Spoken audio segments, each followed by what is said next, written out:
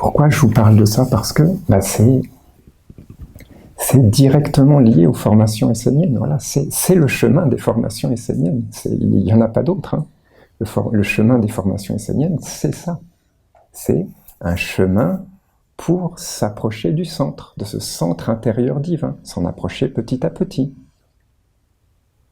Parce que voilà, ça nous parle de quoi? Qu'il y a un centre et une périphérie.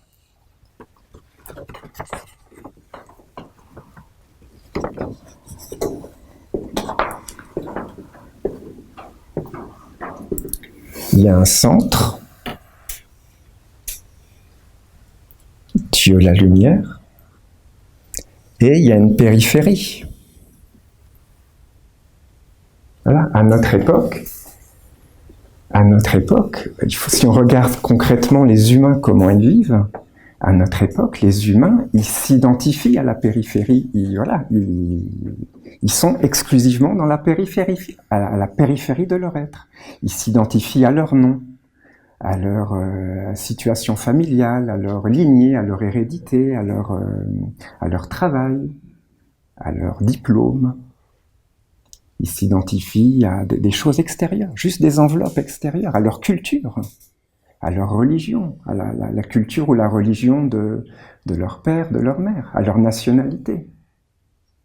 Ah, mais ils ne voient pas que, là, peut-être qu'ils sont français, mais avant, ils étaient iraniens, et puis demain, ils seront peut-être chinois ou africains, voilà. Ils s'identifient à la périphérie. Voilà, ça c'est un chemin de quelque part de désolation, parce que c'est en perpétuel changement, il n'y a aucune stabilité, il y a pas de... Le centre intérieur divin n'habite pas dans ces choses-là, ce sont des enveloppes extérieures.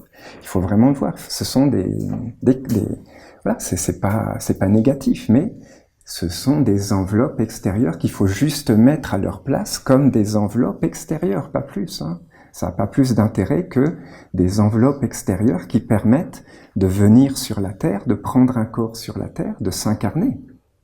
Voilà, de donner une terre à notre âme. Voilà, c'est juste ça. Ça n'a pas plus d'intérêt que ça. Il ne faut pas s'identifier aux enveloppes extérieures. C'est pas le chemin. C'est le chemin du malheur, d'être perdu, désemparé, de ne pas savoir qui on est, où on habite. Voilà, quelqu'un meurt dans la famille, c'est le drame, c'est la fin, on est plongé dans le désespoir. Il n'y a plus de terre.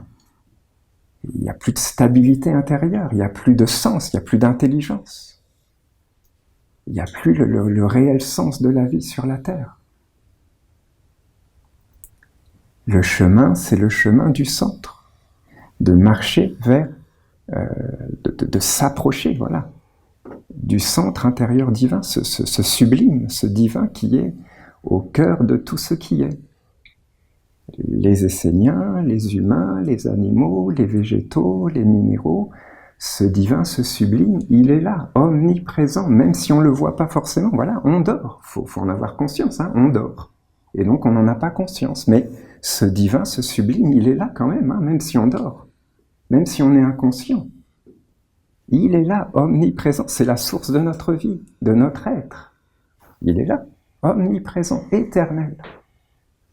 Alors il y a des grands maîtres, Bouddha, Jésus, Lao Tse, Saint Jean, qui ont, voilà, eux ils sont parvenus par leur, à force de vie et de vie, de concentration, de travail, ils sont devenus un avec la source, le divin, et donc ils l'incarnaient.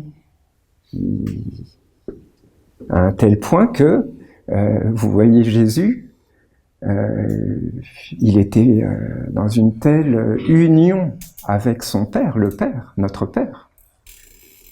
Voilà, il n'avait pas peur de perdre le corps, il n'était pas identifié à son corps, ça allait même jusque-là. Il acceptait de perdre le corps. Il a accepté consciemment, il savait ce qui allait lui arriver, il a accepté de perdre le corps. Il l'a accepté, parce que voilà, il n'était pas identifié, c'était une enveloppe. C'était la volonté du Père, voilà, qu'il lui arrive ce qui lui est arrivé, il l'a accepté en conscience. Parce qu'il était, voilà, il n'était pas identifié. Il était un avec la source, avec son Père.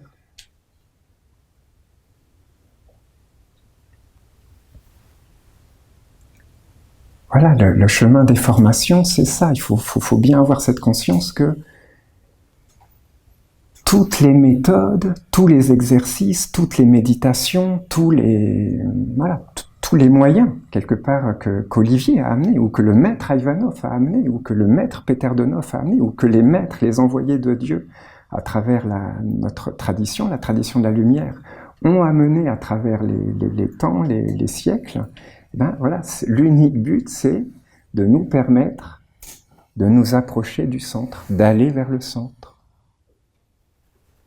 Voilà, de nous délivrer des fausses identifications qui plongent dans le malheur, l'illusion, la souffrance, Bouddha, l'enseignement du Bouddha, voilà, de nous délivrer des fausses identifications, de l'illusion, et voilà, de marcher sur le chemin de trouver la source qui comble, qui apporte la sérénité, la véritable sécurité. Il y a une histoire incroyable que j'avais lue je pense que c'est dans... Parce que le Bouddha, il n'a rien écrit. Il n'a pas écrit voilà, c'était uniquement oral son enseignement. Mais 2 ou 3 siècles après qu'il soit parti, ils ont commencé à prendre des notes, à se dire entre eux, voilà, à mettre par écrit pour pas perdre la mémoire. Et donc, il y a dans ces écrits-là, on retrouve une histoire que il y avait à l'époque du Bouddha, il y avait un grand criminel, un brigand. C'était pas seulement un brigand, c'était un criminel dans le sens qu'il il détroussait les voyageurs et puis il les tuait. Voilà, c'était un criminel. Et donc il terrorisait la population parce que le roi à l'époque envoyait son armée, ils n'arrivaient pas à l'attraper, il était insaisissable. Voilà. Et donc il continuait à écumer, à terroriser les gens parce que s'il tombait sur quelqu'un, il le détroussait, il le tuait. Voilà. Et le Bouddha, lui, donc on lui dit, ah ben non, ne va pas par là, il y a un criminel qui est par là. Le Bouddha, lui, ah non, je vais aller lui parler. C'est vrai, hein, c'est dans la tradition. Le Bouddha, il y va sans armes, sans armée, sans rien. Il y va. Et voilà. Bon, je ne me souviens plus exactement les échanges qu'ils ont eus, mais voilà, ils se rencontrent. Et il le désarçonne, il le désarme. Donc au début, le brigand, le criminel, veut le tuer. Hein. Mais bon, voilà, il voit que c'est pas... Bon, déjà, il ne devait pas avoir grand-chose à voler, à part une robe de moine. Il avait que ça, sans doute, à voler. Donc voilà, peut-être que l'intérêt n'était pas très grand pour le brigand. En tout cas, le brigand, en fait, il est devenu moine. Le Bouddha a carrément réussi à le convertir, à en faire un moine bouddhiste, un disciple, à carrément le redresser, quoi, à le repentir. Il y a une nouvelle destinée, un nouveau chemin, carrément un virage à 180 degrés. Hein, voilà. Il y avait la nuit et le jour après. Voilà. La rencontre d'un maître qui porte la source, le centre divin, et qui par son rayonnement, par ses yeux, par ses paroles, par tout ce qui émane de lui, arrive à toucher même un criminel, à lui dire, mais il y a peut-être autre chose, est-ce que je suis pas en train de passer à côté de la vie, est-ce que je suis pas en train de rater ma vie, mon passage sur la terre. C'est une splendeur, voilà. C'est ça le chemin, trouver la source, aller vers la source.